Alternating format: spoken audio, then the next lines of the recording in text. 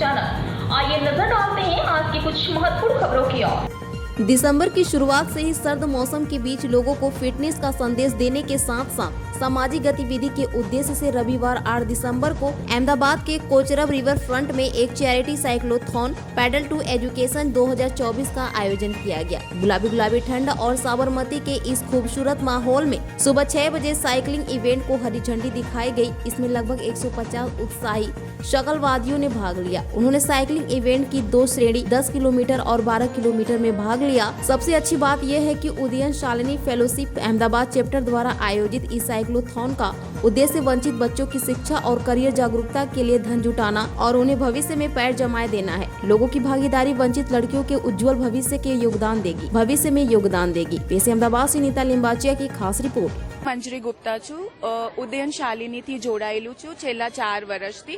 अमदावादनु chapter जे start थयुं ए विजयभाई पटेल करीने यूएसना रहेवावाळा छे। एमणे 100 kilometre cycling करीने जे फंड रेज कर्युं हतुं एमांथी अमे अमदावादनु चैप्टर स्टार्ट कर्युं हतुं उदयन शालिनीनुं अने एમને બહુ જ એન્થુઝિયાઝમ હતું કે અમે છોકરીઓ માટે આ સાયક્લોથોન સ્ટાર્ટ કરીએ।